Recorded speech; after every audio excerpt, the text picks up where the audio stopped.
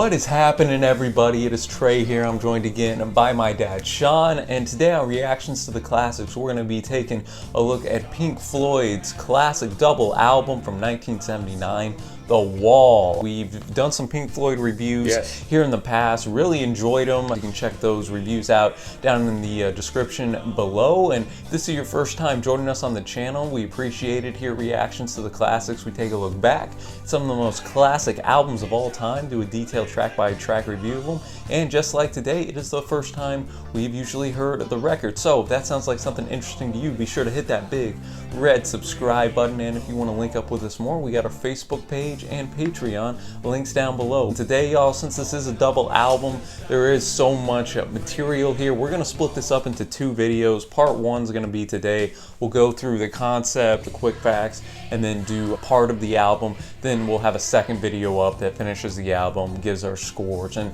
all that good stuff. But all that to say, let's dive into the quick facts. Yeah, Trey, as the research guy, I can tell you there's a lot to this album. It is the 11th studio album for Pink Floyd. Came out in November of 1979, nearly 3 years after the release of Animals. Because it took so long, it was over a year in making this album. It was recorded in New York, LA, and France. It sold more than 24 million copies, their second best selling after Dark Side, reached number 3 in the UK, and it was number 1 in the US for 15 weeks. It is the last Floyd album, unfortunately, of them as a quartet. Richard Wright, the keyboardist, was fired by Waters during production. He stayed on as a salaried musician, though. '82, the movie came out, and it's number 87 on the Rolling Stone Top 500 Albums of All Time. And the way this thing came about, in the 1977 In the Flesh Floyd tour, it was a stadium tour, and the very last show in July of '77 at Montreal's Olympic Stadium, some of the fans in the front got so unruly, Waters got so angry, he spit on them.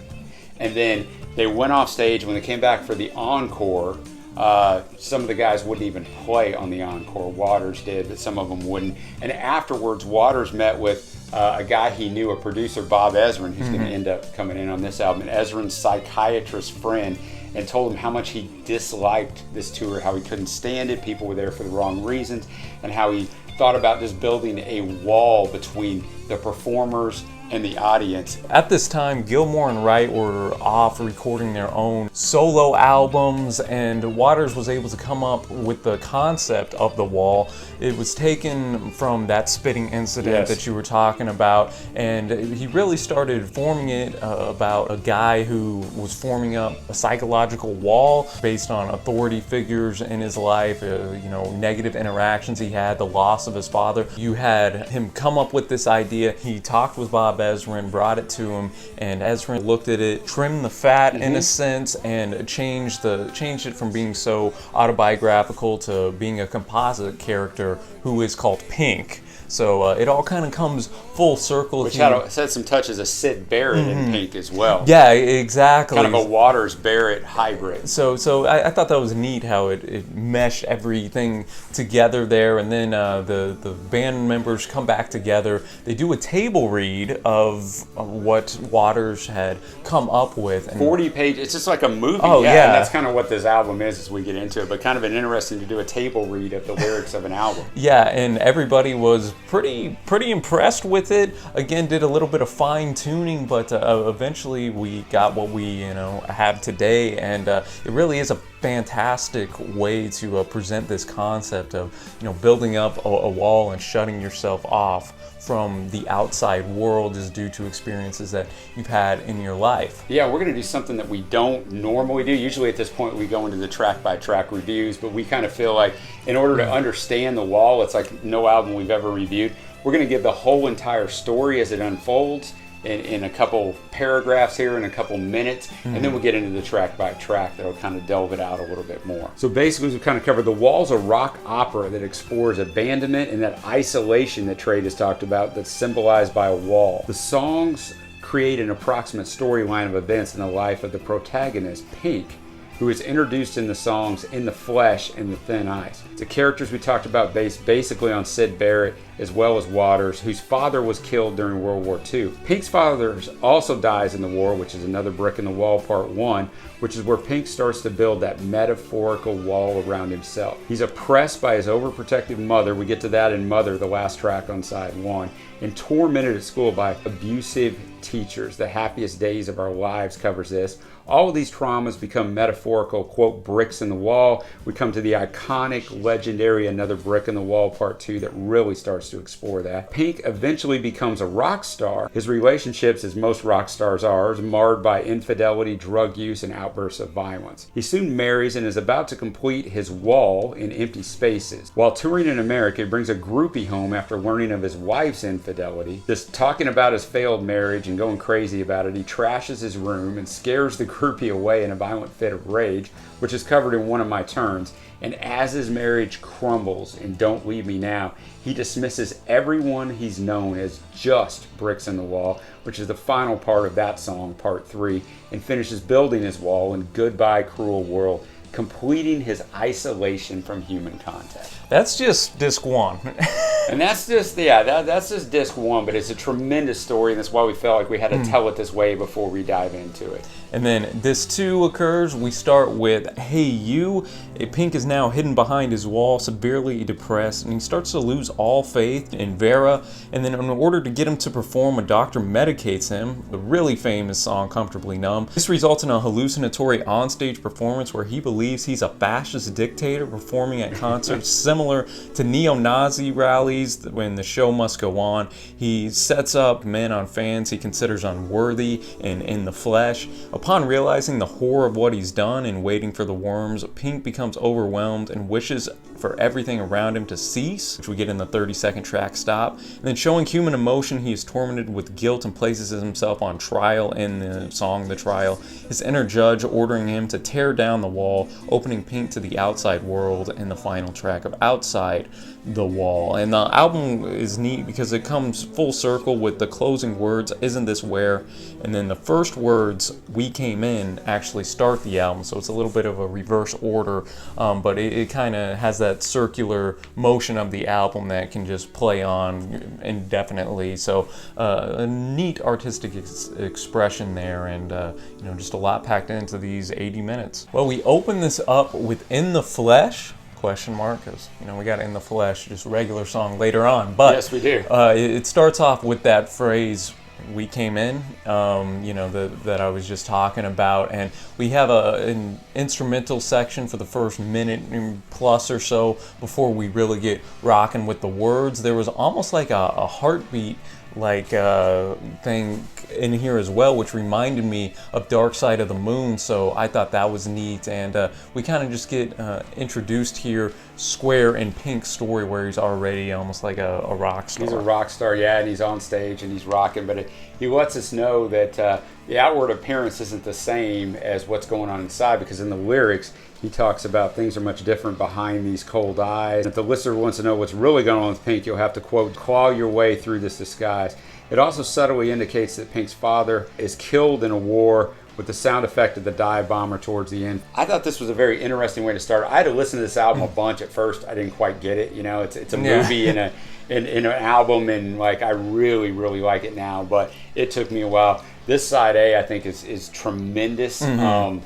It'd be my favorite side. Yeah, this song is tremendous. And to me, and I know he's talking about a little bit of out there stuff, but to me it reminds me a little bit of Bowie and Ziggy Stardust, just the sound of this. Almost has a futuristic like sound at points, and it still feels fresh all this time later. Yeah, it does. We're 40 years after this has been released, and it still sounds very clean, very well produced, and you can hear that from the opening track. And then we kind of move on to the second track, The Thin Ice. This is actually a dual vocal with Waters and Gilmore. This introduces Pink as a baby and young child, and while the lyrics assure the listener that mama loves her baby and daddy loves you too, it warns that the sea may look warm, the sky may look blue, but don't be surprised when a crack in the ice appears under your feet. So a little foreshadowing of what's in store for Pink. I really, really enjoyed this one. It had a very groovy sound to me, epic guitar solo in here, yes, which contrasted very nicely with that synth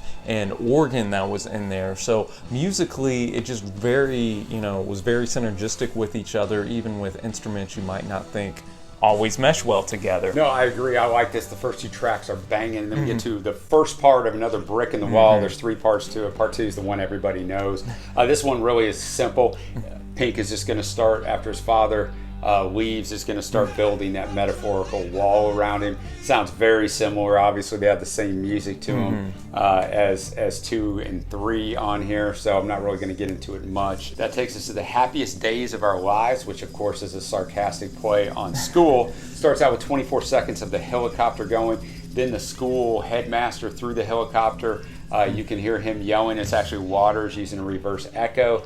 Main instrument on this is the electric guitar.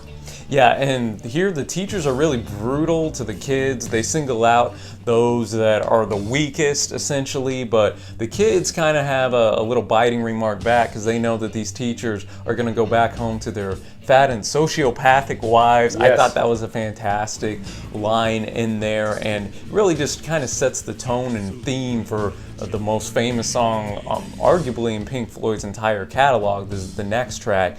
Another Brick in the Wall, Part 2, and man, the transitions, we haven't touched on this yet. No, we haven't. Between each song, and especially between Happiest Days and then Another Brick in the Wall, Part 2, are just so fantastic. Yeah, they're just seamless. There's only 2 songs, actually, Comfortably Numb and Mother, that don't have transitions. Otherwise, all the rest of the songs have these transitions. It just flows, man. Oh, yeah, and I was familiar with this song. I mean, the kids' choir in here, We Don't Need No Education. We've been going around the house the last 3 days driving my wife and daughter crazy with We Don't Need No Education. Oh, yeah, it's just such a classic It's sticks, line, man. and just the way, this is where you obviously get the famous All in All, just another brick in the wall. He's starting to just, Pink's starting to continue to build his wall up from these authority figures that have wronged him in his life, and I think that's something a lot of people can relate to, especially back in the 70s. Teachers were allowed to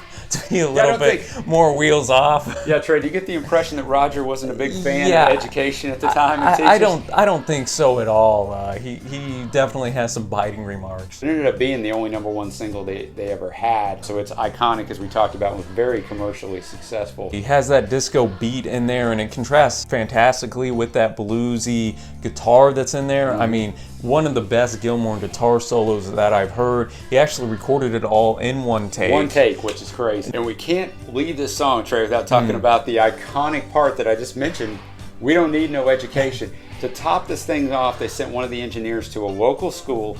They had talked to the music guy at the school. The music guy had been practicing with his kids for a week, but they kept it from the headmaster of the school because they figured she was going to be a little upset with, We Don't Need No Education. Yeah, but the music teacher was totally into it, as music teachers would be. The story is told that once Ezrin played that with the kids mixed in for Waters, Waters knew that it was going to be something special. Oh, and that it was. It's great. I mean, it's probably my favorite song on the record. I think it's mine too. It's at least top 3. I mean, there's some good contenders, especially the next track. Ooh, I know. I don't know, man. The song may be better. Mother. Yeah, we end the A side with Mother. It's about 5 minutes, it's one of the longer tracks on here. And here we really get to see behind the psyche of Pink and his overprotective mother. Yeah, we've already had the school authority figures. Now we're going to get to Mom. Their drummer Mason could not get down the time signature changes. He finally just said, I can't do it. They used a session musician. We have the chorus being sung by Gilmour, who is the mama, and Waters is singing the verses as Pink, so that's kind of an interesting thing as well in the song. Yeah, I thought that made it unique, and it was interesting to hear the mom respond to Pink's kind of worries and trepidation about, man, are they gonna like my song? He really, it seems like he really wants to be liked by everybody. He does. And the mama even says, Mama's gonna put all her fears into you. Yeah, those are some crazy lines. She's gonna check all his girlfriends, make sure they're good to go. Essentially, and who knows, I don't even think she was doing this maliciously, no, but I don't either. She wanted to keep him close to the vest, almost dependent on her, I think. And that caused probably some of you know, the wall building that Pink later on builds up. And so I thought this was a fantastic track, not only musically, but in the progression of the story. I did too, and it may be my favorite one on here, but we'll get to that later on. That brings us to side 2. Goodbye Blue Sky starts this one off. It's interesting. You hear some birds chirping. You think, oh, this is going to be a happy Pink Floyd song. Yeah, you do at first. And you hear a little boy say, you know, look, Mommy, there's an airplane in the sky, which is actually voiced by Harry Waters, Roger's son. Then you hear the bombs go off later on in the song. You start off thinking, oh, this is going to be great, but more tragedy was behind the door. Yeah, and then they just talk about it. Did you hear the falling bombs and why did all this stuff happen? Yeah, for me, this is a good way to start side 2. It gets your attention. Agreed. Just like in side 1, like they start the sides off progressing the story, and then they just jump right into the next track. Empty Spaces, which is the only known Pink Floyd song to have backmasked lyrics, but it features a long introductory section where there's only the guitar and this repetitive drum beat. And then you get the airport announcement, which also reminds me of Dark Side, as a reference to Pink heading for a concert tour. Waters sings a short verse ending on the phrase, "How shall I complete the wall?" So he's getting there, Trey. Yeah, and at this point in the narrative, Pink's now grown up and he's married. He and his wife are having problems, though, because of his emotional wall that is nearly complete that you just mentioned. How shall I complete the wall? He asked that at the end of the day. And that brings us to the next song. And this side 2 really furthers the story, I think, in a rapid way compared to side 1. I prefer side 1 musically, but the storytelling on side 2 is excellent. So that takes us to Young Lust. Yeah, and this is one of the few songs where Gilmour's actually on bass. Yeah. Again, another fantastic transition from that Empty Spaces song. Kind of had a different type of sound than what you normally would associate Pink Floyd with. And at the end, you hear a unique conversation between like a transatlantic telecom operator. Yeah, back in the day, kiddies, in case you're Trey's age here and don't know, when we wanted to call somebody, we had to do a collect call if we didn't have money for the payphone. So Pink makes a collect call back to his new wife, and a man answers the phone and hangs up, and the operator's like, "Is this your house? Let me call back." And then the man answers again and hangs up, and that's when the operator goes, "There's a man answering at your home," and then that kind of accelerates his mental breakdown when he realizes she's cheating on him. There's a cool story behind this, Trey, and I will get into that much more in our Digging Deeper that's for our Patreon subscribers, but we're giving this one away for free. So when you're done with this video, go check that out. There's a cool story behind this. But that brings us to One of My Turns, which has one of the most strenuous vocals Waters will ever do. And it starts out, he's bringing a groupie into his hotel room. He's going to get revenge on the wife because of her cheating on him. Yeah, and the groupie you can hear in the background, she's really annoying. I'm not going to lie. She is annoying, and there's a TV playing in the background, so that's kind of weird, too. Yeah, she just starts talking, oh, look at all these guitars. It's just very annoying, and then that second verse just hits you like an explosion. Pink just starts yelling and, you know, just kind of going into a violent rage and yelling at her. Just the breakdown you can see as we get going through the album is becoming more and more. One thing after another, more and more pronounced. So he scares off this groupie. Yeah, he says, "Why are you running away?" at the end. He ransacks the room. You can tell, you can hear it. I don't know if he's even fully aware of what he just did, his outburst, no, I don't think so. And how it affects other people. But that wall is just becoming solidified more and more. Which takes us to the next track, Don't Leave Me Now. So basically, he's in this dysfunctional marriage. She's cheating on him, but he's telling her he doesn't want her to leave him now. He doesn't need that last bit of abandonment. That last brick is almost in the wall, Trey, but he's trying to fight from placing that there. Yeah, it's unique because he almost flip-flops in this song where he wants her back, but then he and there's like a couple harrowing lines in there. I need somebody on a Saturday night to beat into a pulp. Yet again, maybe that dependency. He needed it for his mother. Now he needs somebody else with his wife. But again, good job progressing the story. Probably my least favorite song on this B-side. But then that takes us into our final 2 tracks on this side, shorter songs. The final part of another brick in the wall. It's very short. It's 1:18 seconds, and it ends with Pink just basically dismissing everybody, saying they're all just another brick in the wall. Yeah, so it's kind of complete, and then we get to Goodbye Cruel World. Again, just a little over a minute. Just instrumentals for the first half, and then Pink just starts saying goodbye, and it's really striking because at the very end, he just says goodbye, and it just abruptly stops. Ends. Yeah, you're like, did I hit a button? Is this over? Is this right? But all in all, so far, Side 1 is tremendous. Musically, the songs are great. Side 2, story-wise, you just got to buckle in because it takes you through a lot of stuff. It's really painting a fantastic story. Let us know what you think of the first disc of The Wall down below, and be sure to check out video 2, which we'll put in the description as well. And we're gonna sign off from now, y'all, and until next time, happy listening. Thank you for watching, and we will see you next time.